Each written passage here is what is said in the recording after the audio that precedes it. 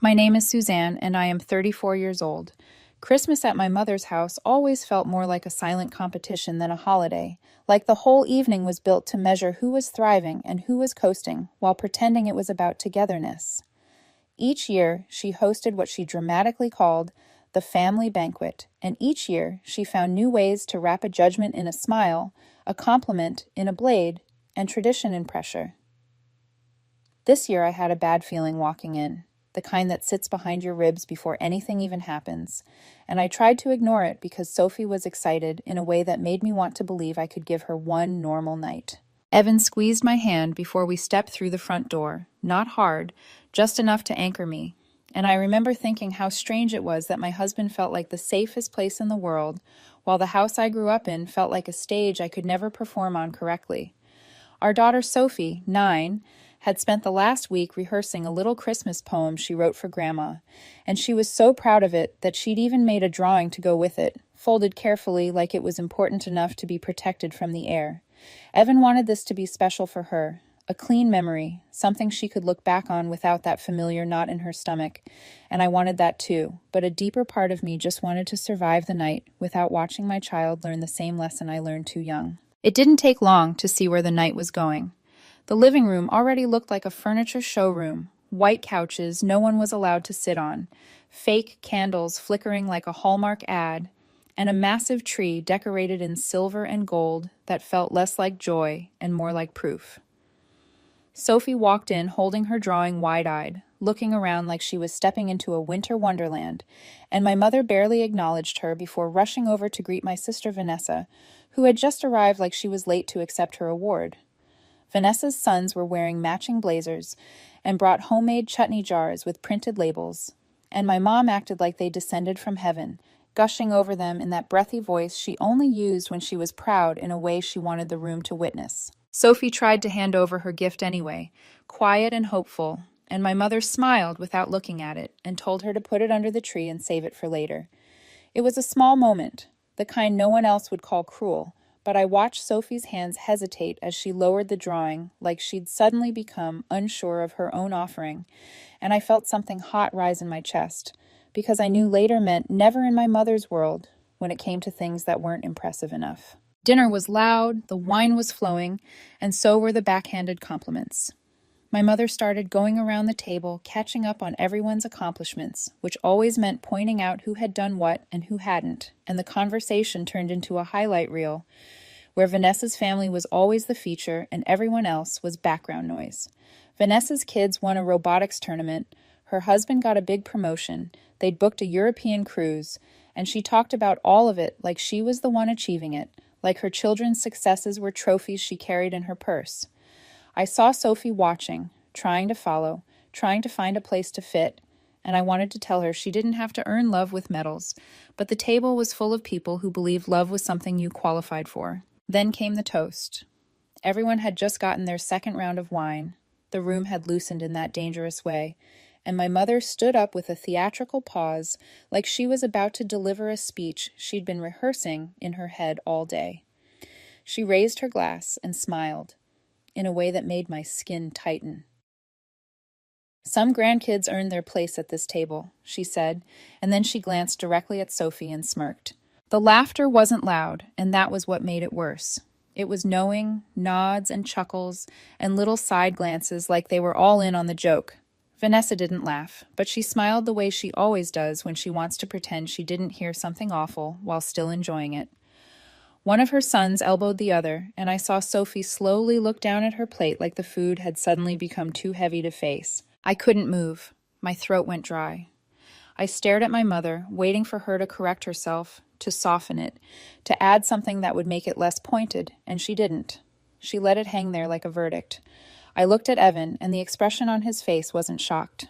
It was quiet, steady, and final, like a door closing without being slammed. He reached for his glass and tapped it once, the sound small but sharp in the silence that followed, and he said, "While some adults earn their place in our lives." It was like someone flipped a switch. My aunt looked down at her lap. Vanessa stiffened. My father blinked at his plate like he'd forgotten how to eat. My mother's smile faltered for the first time that night, not because she felt guilty, but because someone had just challenged her in front of witnesses. Then Evan stood up. He looked at me and then at Sophie, and he told us it was time to go. My mother's voice lifted immediately, sharp with disbelief. "That's it," she said. "You're leaving." Over that, she implied, as if cruelty could be measured in single sentences and dismissed as harmless. We didn't answer. I helped Sophie into her coat, and her drawing was still folded in her lap, untouched, like it had never existed in the room at all. I grabbed it and tucked it into my bag, and my hands were shaking so slightly I hated myself for it, because I didn't want my daughter to see that my mother could still reach into me like that.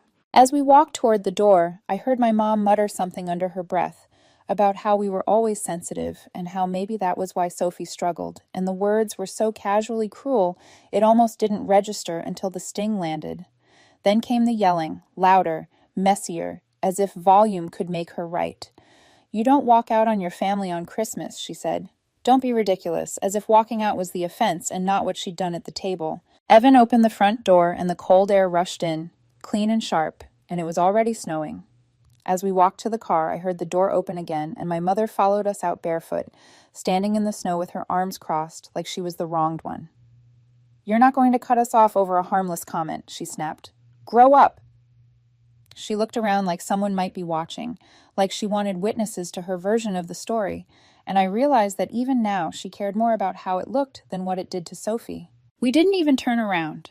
Evan opened the car, got Sophie in, and then came around for me, and when we drove off, I looked in the side mirror and saw my mother still standing there, arms wrapped around herself now, like she wasn't sure what had just happened. We drove home in silence. Sophie eventually fell asleep in the back seat, and when we got home, I took her drawing out of my bag and unfolded it carefully at the kitchen counter. It was a simple Christmas tree with stick figures of her, me, and Evan smiling, and above it she'd written, "My favorite people," like she was trying to give something pure to someone who only valued what looked impressive from the outside. That was the last Christmas we spent at my mother's house, but it wasn't the end, not even close, because the moment you stop playing your role in a family like mine, they don't just get angry, they get strategic. And Evan's silence on the drive home told me he wasn't going to let them turn our daughter into a punchline without paying for it. The silence didn't last long. We hadn't even unpacked our overnight bags when the calls started, one after the other like they were passing the phone around and taking turns pretending they cared. First it was voicemails laced with fake concern, my mother's voice soft and careful, saying she just wanted to make sure we got home safe, that Sophie didn't seem too upset, that everyone's emotions had been high and maybe things were misunderstood. Then it was my dad, less emotional but just as calculated, saying the holiday had been stressful and we should talk like adults instead of acting impulsively. Then Vanessa, who didn't bother with softness, finally sent a text that said, "So, you're proud of yourselves. Hope it was worth the drama." The word drama was her favorite weapon because it made cruelty sound like entertainment and made any boundary look like a tantrum. I didn't reply to any of it. I kept my phone face down on the counter like it was something dangerous, and for a moment I thought that was the hardest part, choosing silence when every muscle in me was trained to explain, to smooth, to take responsibility for other people's messes. But Evan was already a few steps ahead. He didn't pace or rant or rehearse speeches. He moved the way he does when he's made a decision and is simply arranging the world around it, calm and focused, like he'd been waiting for the moment when he no longer had to pretend. 2 days after Christmas, while most people were still relaxing in pajamas or returning gifts, Evan scheduled an emergency board meeting at the office. No warning, no agenda, just a single line in the invite that hit like a slammed door. Mandatory attendance, no exceptions. I watched him type it, watched him send it, and I realized then that whatever happened at my mother's table wasn't going to be handled with a family chat and a forced apology. He was treating it like what it was, a character reveal that had consequences. My parents arrived clueless. My dad looked confused but relaxed, probably assuming it was about end-of-year taxes or the quarterly reports he used to brag about being part of. My mom wore a blazer like she thought she'd be giving advice, the kind of blazer that made her feel powerful even when she was wrong. Vanessa tagged along again, even though she had no stake in the business, because she always liked being present for things that weren't hers. She treated access like entitlement. If a door was open, she walked through it as if it had been built for her. We sat in the conference room under fluorescent lights that made everyone look a little harsher than they meant to, and Evan handed out documents to each of them, page after page of legal language that smelled like toner and finality. It was a formal buyout agreement. We were removing both of them from the company, effective immediately. No negotiation. My dad skimmed the pages like it was a prank he couldn't quite understand, flipping through too quickly, searching for the punchline. My mom didn't touch hers at all, just stared across the table at Evan with the kind of stillness that meant she was trying to control the room through silence. Evan spoke first, flat and clear, like he'd practiced saying it without any extra emotion. He told them the way they treated Sophie was cruel, childish, and telling, and if that's how they saw their own granddaughter, like a punchline, then they had no business being part of something we built for her future. The words landed heavy. I watched my father's expression shift, not into remorse, but into irritation, like Evan had broken an unspoken rule by bringing consequences into a space where my family preferred plausible deniability. My father tried to keep calm. He said it was a personal matter and had nothing to do with the company. Evan disagreed. He said the business was part of our family legacy, and people who humiliate a child in front of a room full of relatives don't get to benefit from that legacy anymore.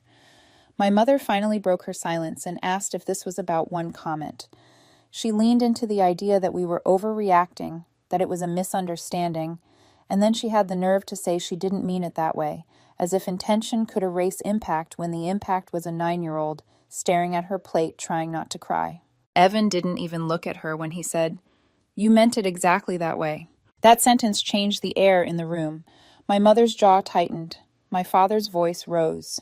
He questioned the legality, the ethics, the optics, whatever he could reach for that sounded smarter than guilt. My mother warned this could affect our public image, like image was the only thing that mattered to her. And Vanessa tried to interrupt and talk over us like she was the voice of reason, calling it a family disagreement, saying we were acting like children, saying we were dragging Sophie into adult problems, as if Sophie hadn't been dragged first. Vanessa's tone turned sharp, almost gleeful, as she tried to make it seem like Evan was out of control, like he'd finally shown the controlling side she'd been hinting at for years. She called it pride. She said he'd always had a chip on his shoulder about where he came from, about being judged by my family, and she said it like she was exposing some truth, like the room should applaud her insight. I stayed quiet because I didn't need to defend him. His calm was the defense. My family was used to drama. They weren't used to someone who could hold the line without shaking. Then Evan stood up. He said the paperwork had already been filed, that the lawyers were informed, and their exit was happening whether they liked it or not. They could sign now and leave with dignity, or they could let the lawyers handle it the hard way. My dad stood up, furious, and called it betrayal. My mother refused to move, her hands still untouched on the table like she could refuse reality by not engaging with it. Vanessa tried her usual smug attitude, said we'd lost perspective, said we'd regret this, and then she made the mistake of glancing at me like I'd fold, like I'd step in and soften Evan's spine because I always did. Evan didn't give her that moment. He looked at all three of them and said if they weren't out of the building in 2 minutes, he'd have the front desk call security. No one expected that, not from Evan. Definitely not in that cold, steady tone, but he meant it, and my family could feel it. They left. My mother slammed the door. My dad muttered something about how we'd need them one day, the way people do when they can't win and want to plant fear as a souvenir.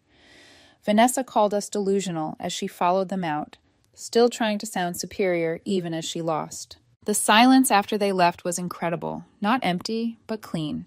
Evan sat back down like he'd just finished something he'd been carrying for too long, and for a second I saw the smallest crack of emotion in him. Not regret, but relief. We went home and Sophie was on the floor surrounded by Legos building a castle, like her world hadn't collapsed, like she still believed in structures that held. She looked up and asked if we could have pancakes for dinner, and Evan smiled and said, "Absolutely," like he was determined to give her a night that felt safe, even after the way my family had tried to make her small. Her drawing was still on the fridge, the one she made for my mom, who never even looked at it, and I stood in the kitchen for a long time staring at it, realizing that meeting changed everything, but not just for them. For us, too. because the moment Evan chose to protect Sophie in a way my family couldn't manipulate, we stopped being participants in their system and became a threat to it. For a few weeks after the board meeting, we lived in a strange kind of peace. No calls, no emails, no unexpected knocks at the door.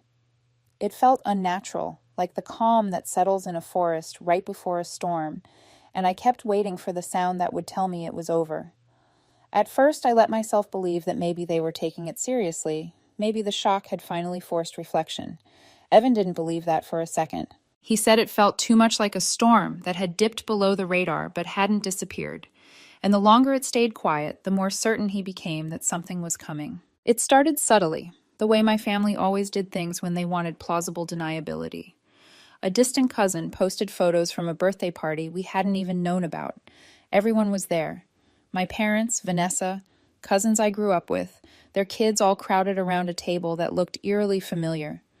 I recognized the tablecloth immediately, the same one I'd used for Sophie's last birthday, the same decorations down to the balloon arch. My mom had copied it exactly, like she wanted to replace the memory instead of acknowledging it. The caption read, "Family means showing up," and I stared at the words longer than I wanted to admit, trying to understand how someone could weaponize something so simple. Sophie noticed before I did. She came into the kitchen holding my phone, her eyebrows pinched together in that way that meant she was thinking hard about something she didn't quite have words for yet. She asked if she'd done something wrong, and my chest tightened, because no child should ever have to ask that question about people who are supposed to love her. I told her no, that none of this was her fault, but explaining why people she called aunt and uncle a month ago were suddenly acting like she didn't exist felt impossible without passing the poison along. I told her sometimes adults don't know how to handle their own feelings, and she nodded like she understood more than she should have at 9. 2 weeks later, Evan's phone buzzed during dinner. He glanced at the screen, and I saw his jaw tighten in that way that meant anger had gone quiet. It was a message from an old business partner asking if it was true that Evan's father-in-law was still presenting himself as being on the board at a Rotary meeting. Apparently, my dad had started hinting to people that he was still involved in an advisory capacity, just enough to sound important, just enough to keep a foot in the story. Evan didn't reply to the message, but I watched him cut Sophie's broccoli with more force than necessary, and I knew that was the last straw. The next day, Evan contacted our legal team and made it official. Any representation of involvement in our business, past or present, was now legally restricted. The paperwork went out with a firm deadline, 48 hours to sign or face litigation. Evan didn't want to drag it out, but he wasn't going to let them rewrite reality either. It wasn't about revenge. It was about truth having boundaries. That weekend, Vanessa showed up. It was a Saturday morning, quiet in the way only early weekends can be. Evan and I were folding laundry in the living room, socks paired, towels stacked neatly, trying to pretend life was normal. Sophie was upstairs in her room drawing, the soft scratch of pencil on paper drifting down like background music. The doorbell rang, sharp and impatient, and when Evan opened it, Vanessa walked right in without waiting to be invited. That used to be normal in my family. It wasn't anymore. She didn't say hello. She launched straight into it, her voice already loud enough to fill the room. She said our parents were struggling, that my dad was humiliated, that my mom cried herself to sleep every night, and she made it sound like we'd taken away their lifeline instead of enforcing a boundary. Then she pivoted smoothly, like she'd rehearsed it, telling us we were raising Sophie in a bubble, that she needed her extended family, that cutting them off would cause emotional damage. She used words like toxic and abandonment, like she'd picked them up from therapy podcasts, without understanding what they meant. Then she made a mistake. She turned to Evan and said, "Let's be real. This is about your pride. You've always had a chip on your shoulder about where you came from." She said it like she was finally exposing him, like the truth was supposed to shame him into backing down. I didn't say a word. I didn't have to. Evan calmly told her this was the last time she would ever step foot in our house. He said if she showed up again, even to talk, we'd treat it like trespassing. She laughed at first, sharp and disbelieving, and asked if he was seriously going to call the police on his wife's sister. Evan didn't repeat himself. He just opened the front door and stood there, waiting. The silence stretched until it became embarrassing even for her. She left, but she didn't go quietly. Her last words before the door shut were that this family was going to turn its back on us one by one. And she wasn't wrong. Over the next few months, the invitations stopped coming. Birthday parties, baby showers, holiday dinners. Our names were scrubbed from group texts like we'd never existed. Sophie wasn't mentioned in posts anymore. One of the younger cousins unfollowed me on Instagram. Another blocked Evan entirely. My mother started telling people we walked away from the family, while my dad spun a version where Evan was a controlling man who isolated me. Vanessa just ran her mouth to anyone who would listen, always the loudest voice in a room she no longer belonged in. It stung, especially for Sophie. When Easter came and went without even a phone call, she asked me if Grandma was mad at her. I told her the truth, as gently as I could. I said Grandma didn't know how to love people who weren't perfect in her eyes. Sophie thought about that for a long moment, then said it was okay, because she didn't need Grandma to love her, because Evan and I did. I hugged her longer than usual, holding back tears I didn't want her to see, realizing that while my family was trying to erase us, my daughter was learning something far more important. By summer, my parents had adjusted. My dad found some consulting work through an old college friend. My mom launched an online store selling imported home goods she called artisan, though I knew they were wholesale. They weren't hurting, not really. And once they found their footing again, it became obvious. They didn't miss us. They didn't want us back. They wanted to win. And when they couldn't win by pulling us back in, they chose a different tactic. They erased us altogether. Summer ended without a single word from anyone in my family, and by the time the leaves started turning, it was clear we'd been completely cut out. No Halloween invite, no Thanksgiving plans, not even the passive-aggressive Christmas newsletter my mom used to send every year, where she'd list Vanessa's kids' GPAs and conveniently forget Sophie existed. We were ghosts, and for the first time in my life, I realized how much energy I'd spent trying not to be one. Sophie was thriving in school. Evan and I were stronger than ever, and I wasn't waking up each morning bracing for the next emotional landmine from someone who shared my blood. The quiet was different now, not peaceful exactly, but survivable. Then, out of nowhere, my brother showed up. Jake was the only one in the family who never really took sides. He was the youngest, 7 years younger than me, and had always been treated like a background character, quiet and agreeable, always flying under the radar. He lived in Portland, kept to himself, and never showed up for family drama. The last time I saw him was 2 years ago, at a wedding where we barely exchanged 10 words. So when I opened the front door in late November and saw him standing there with a backpack slung over one shoulder and a cup of gas station coffee in his hand, looking like he hadn't slept in a week, my first thought was that something was very wrong. He said he needed to talk. Evan hesitated for half a second, the kind of pause that meant he was calculating risk, then stepped aside and let him in. Sophie was at a sleepover, which I took as a small mercy. Jake sat at our kitchen table and didn't waste time easing into it. He said Vanessa was trying to sue us. I laughed at first, a sharp sound that surprised even me, because it felt absurd on its face. Jake didn't smile. He shook his head and said she'd been talking to a lawyer about emotional distress, about reputational damage, about how our decision to cut off the family had caused psychological harm, particularly to our elderly parents. She was framing it like we'd created a hostile environment and abandoned them, and from what Jake overheard, she'd convinced our parents to consider backing it with statements. Not because they wanted to, he said, but because Vanessa made them believe it was the only way to wake us up. I didn't say anything at first. I just looked at Evan, and he looked back at me with the calm, resigned expression of someone who'd been waiting for this moment, like the escalation finally matched the tension that had been building all year. Jake stayed the night without us asking him to. We all knew why. In the morning, he admitted he wasn't just there to warn us. He wanted out too. Vanessa had moved into our parents' guest house after getting laid off, he said, and she was using their accounts to fund her lifestyle, calling it caretaker compensation. She'd been whispering poison into their ears every day, rewriting history, turning every kindness Evan ever showed into some controlling scheme, every boundary into abuse. Then Jake delivered the kicker, the thing that made my stomach drop in a way I hadn't felt since the Christmas table. Vanessa had already started sending emails to some of our clients, introducing herself as a family representative for the company, offering discounted rates, and saying Evan was planning to scale down and retire soon. She'd worded it carefully, Jake said. Just vague enough to sound credible, just familiar enough to feel legitimate. That was the moment Evan finally snapped. He got our lawyer on the phone within the hour. Cease and desist letters were drafted the same day. Vanessa's name was flagged with our partners, and warnings went out to every client she'd contacted. Each message was clear and clinical. She had no affiliation, no standing, and any further contact would be met with legal action. It was exhausting and infuriating and necessary all at once.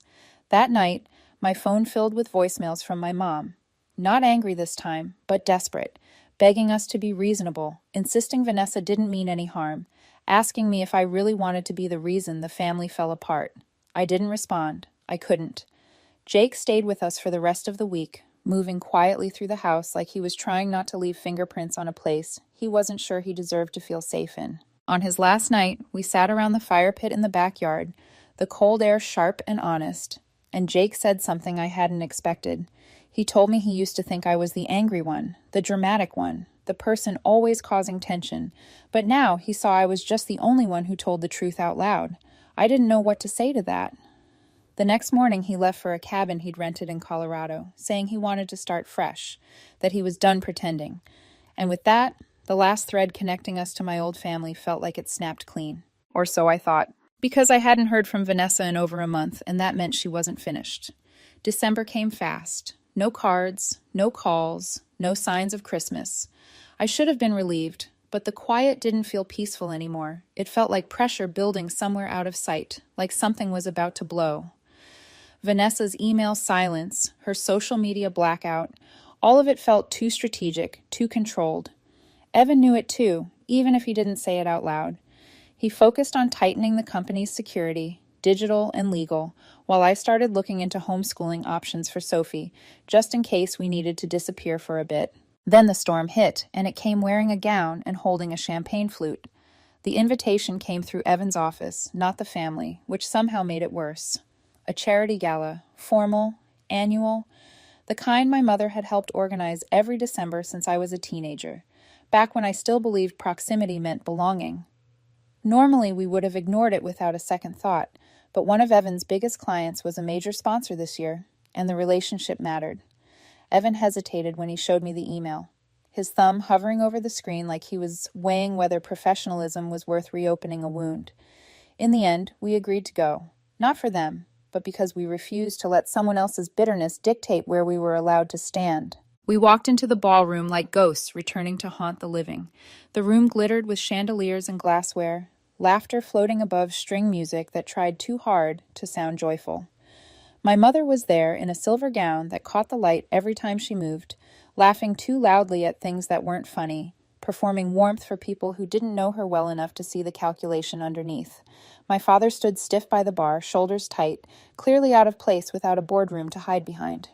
And then there was Vanessa, positioned near the entrance like she wanted to be unavoidable. She wore a red dress that didn't fit her, too tight, too bold, too obviously meant to be a statement. When she saw me, her eyes sharpened, and when they landed on Evan, she smiled.